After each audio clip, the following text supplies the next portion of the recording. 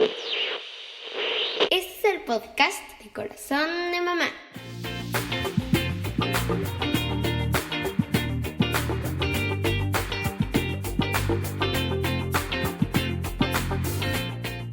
Hola, ¿cómo estás? Quiero darte la bienvenida al primer episodio de la serie en nombre de todo el equipo de Corazón de Mamá. Estamos en la serie Amando la Iglesia y hoy vamos a hablar acerca de qué es la iglesia. Hoy me toca compartir contigo este tema y bueno, me da mucho gusto decirte primeramente qué no es la iglesia. La iglesia no es un edificio, no es una construcción. La iglesia no es un grupo de personas perfectas que no cometen errores, ni somos personas que pretendemos saber todo lo que dice la Biblia. Estamos en crecimiento, estamos aprendiendo y estamos escudriñando.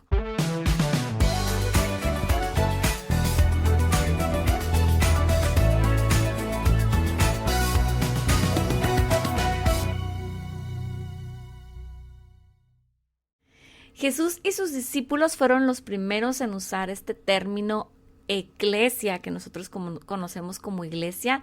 Fue Jesús quien le llamó así.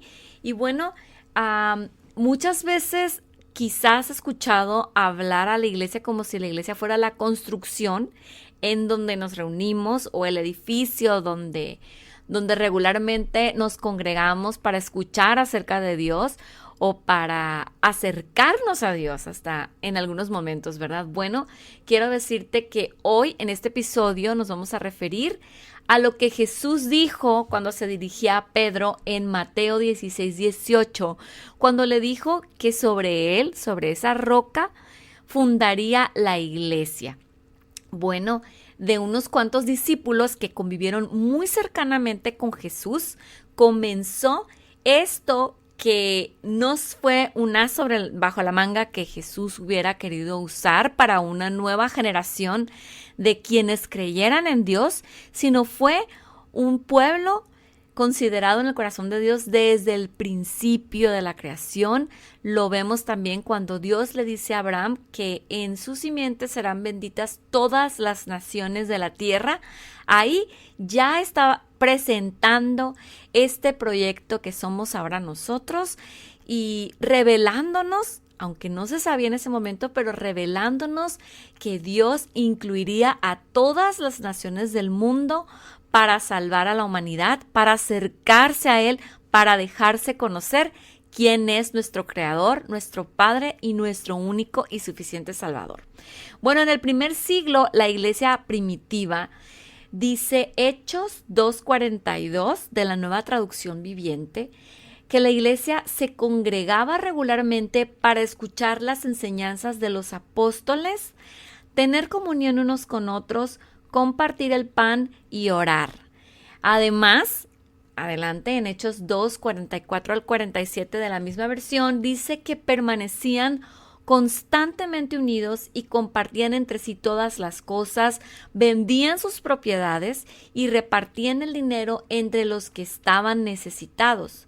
Todos los días se reunían en el templo y en los hogares, compartían los alimentos con regocijo y sencillez de corazón y alababan a Dios. Bueno, según estas narraciones que se encuentran en la Biblia, en el libro Los Hechos de los Apóstoles, aprendemos que la iglesia inició como un medio para conocer a Dios, para conocer a lo que aquellos discípulos habían convivido con Jesús, se revela como el Mesías prometido. Llegan ellos a comprender por medio del Espíritu Santo que Él es Dios encarnado con un propósito de salvación. Este pequeño grupo empieza a compartir esas nuevas noticias, esas buenas noticias a los que tienen alrededor, ¿verdad? A los poblados que estaban alrededor de ellos, y así como a ellos les fue dado a conocer el reino de Dios según Lucas 8:10, y además también Jesús les dio la tarea de extender esta noticia de que todos, hasta nuestros tiempos, hasta el siglo XXI, lleguemos a conocer acerca de Jesús, sus enseñanzas y la verdad, que es el plan de salvación, según Mateo 28:19.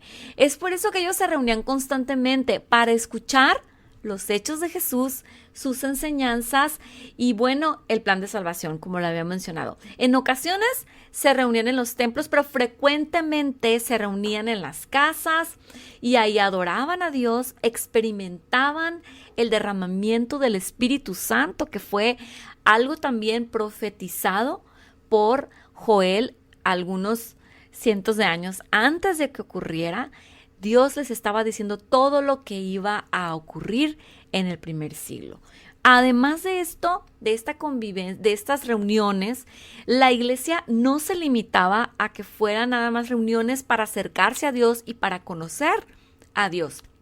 Había una convivencia muy cercana, tanto que cuando había necesidades entre ellos se enteraban de lo que estaba ocurriendo. Y no solamente se enteraban, sino que aquellos que tenían más posesiones, a lo mejor más solvencia económica, lo disponían para poder apoyar a aquellos que estaban más necesitados, buscaban la manera de resolver las situaciones que se iban presentando.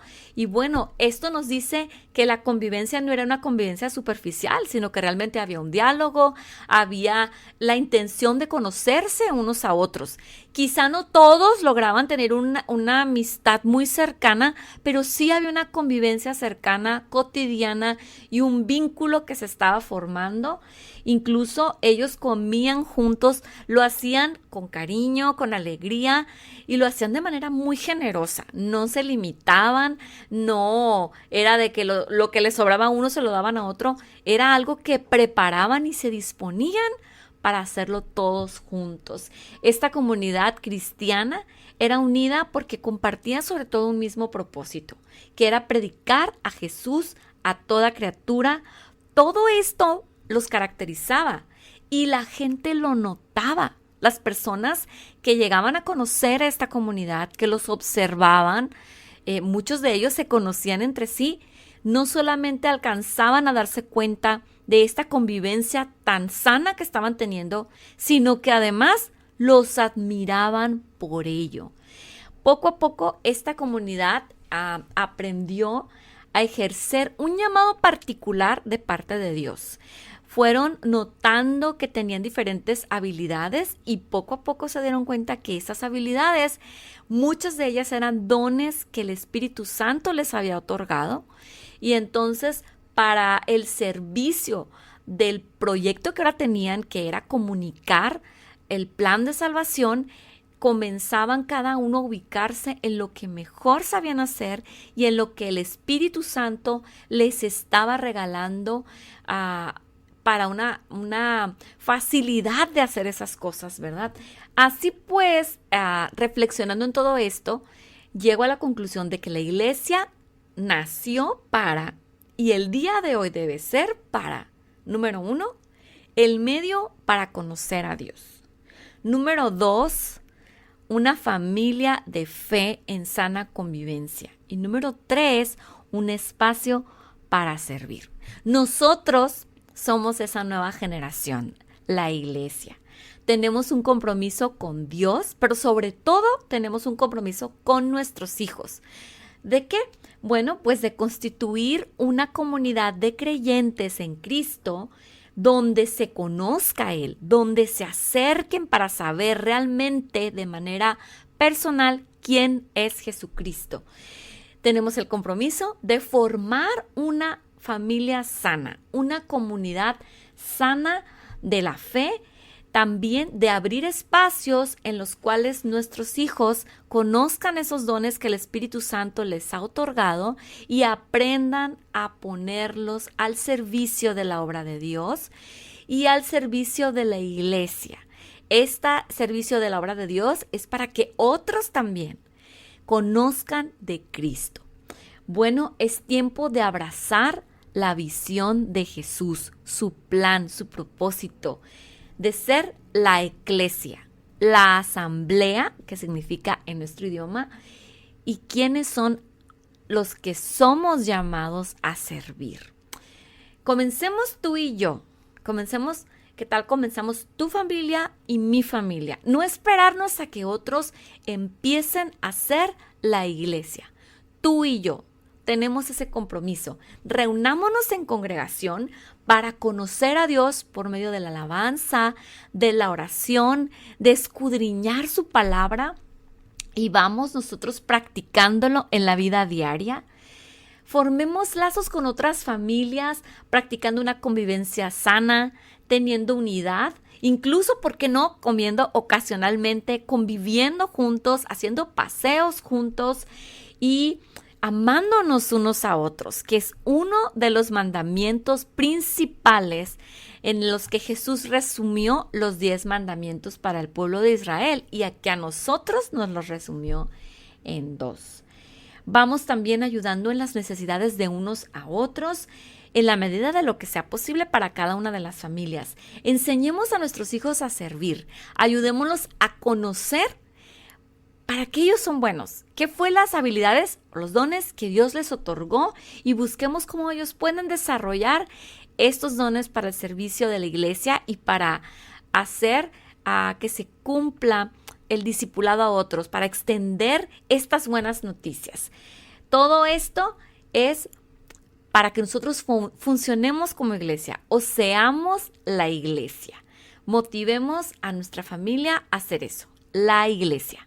Bueno, yo quiero agradecerte en nombre del equipo de Corazón de Mamá que nos acompañes en este episodio, y quiero recordarte que, más bien invitarte a que hagas memoria qué ocurrió en tu comunidad de fe, en tu familia de la fe, en los últimos años en los que seguramente pudiste experimentar esto que nació en el corazón de Dios, que es la iglesia. A mí me tocó ser testigo junto con mi familia de cómo se fueron presentando algunas familias con necesidades muy apremiantes, quizá económicas, quizá de alimentos, quizá simplemente de enviar un mensaje. Eso somos la iglesia, aquellos que estuvimos dispuestos para acercarnos a aquellos que nos estábamos necesitando. Recientemente en nuestra congregación cercana y en la extendida, hemos tenido la partida de algunos hombres fieles a los que nosotros hemos admirado por el testimonio que ellos dieron, y también ahí pude ver cómo nosotros nos mostramos iglesia, cómo en amor, quizá a personas que no estuvieron tan cercanas a nosotros, y que sin embargo se formó un lazo tan fuerte por medio del Espíritu Santo, por medio de esa convivencia y de esa fe de que Dios nos llamó a crear este vínculo entre unos y otros. Empezamos a acercarnos a las familias que estaban dolidas, que estaban por la partida física de sus seres queridos, y nos conmovimos también por lo que ellos estaban viviendo. A esto hemos sido llamados, a ser una familia, a reír con los que ríen, a llorar con los que lloran, a reunirnos, a adorar juntos, a conocer a Cristo y, por supuesto, a poner al servicio lo que nosotros sabemos hacer mejor. Para eso hemos sido llamados. Creo que tú y yo podemos ser iglesia. Creo que tus hijos, mis hijas, podemos ser iglesia. Esa es la invitación, este es el reto, y te quiero pedir que nos acompañes el resto del mes de agosto para que sigamos meditando en este llamado que tenemos, en este gran reto, que dejemos de ser lo que no fuimos invitados a ser y empecemos a ser lo que realmente significa iglesia. Desde mi corazón de mamá, deseo que Dios te bendiga.